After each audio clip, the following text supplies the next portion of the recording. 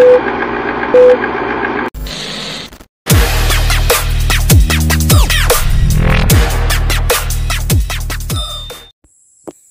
what's up? Magandang umaga. For today's video is pupunta kami dun sa tropa namin. Bali, magpapahakot siya ng kopras. So, yung motor namin is dito lang namin pinark sa gilid ng kalsada. So, tara, let's go. So, ayan, bali, nandito na kami. Pupunta kami dun sa nila, sa pinagsalangan nila.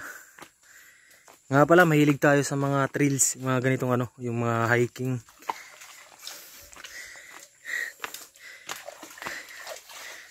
Dati nga inangunguha ako ng mga hinog na prutas sa bundok dati. Yung trip namin ng mga kaibigan ko. Literal na gubat talaga. Yan kasama natin si Ray Anthony. So, umagang umaga. Narinig ko yung huni ng mga ibon. 7 AM pa lang to. 7 AM.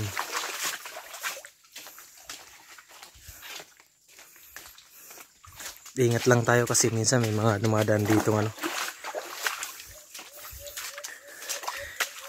mga kaliwang grupo.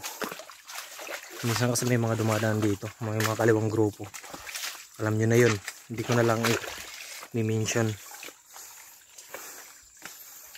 May mga dumadaan dito. Liblib na kasi to. Liblib na bundok.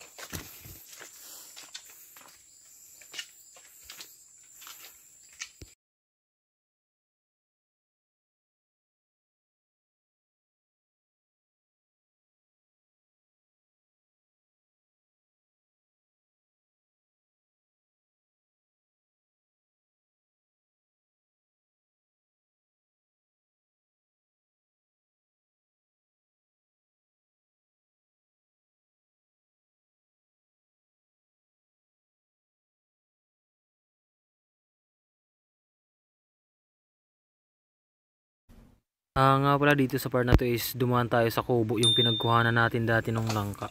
Ayan yan pa yung langka na kinuha namin. So ayan, dyan yan kinuha.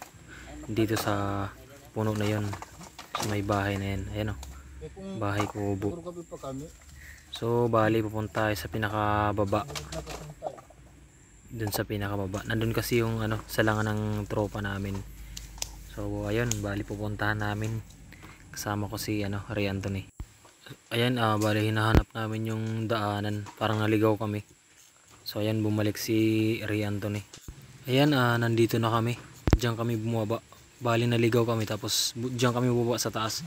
So ito na, na nahanap na namin sila. So dito na, ganyan lang dito sa amin, magkopras. Sa hirap ng buhay, hindi natin kinakaya yung mga ganitong gawain.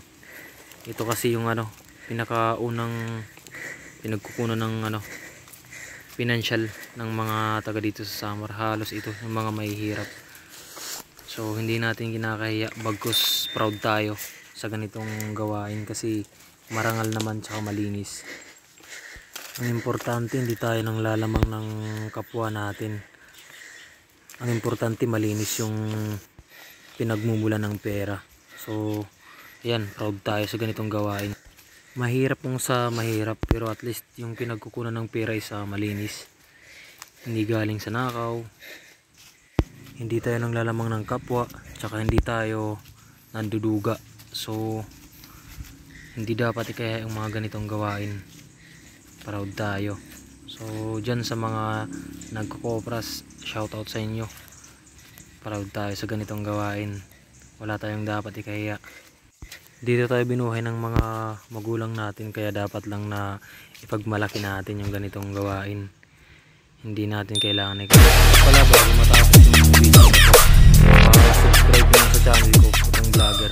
Tsaka pa-follow rin sa Facebook page ko, Putong Vlogger. So ayun, bago matapos yung video na to, maraming salamat sa mga nag-subscribe kahit hindi naman kagandahan yung video natin.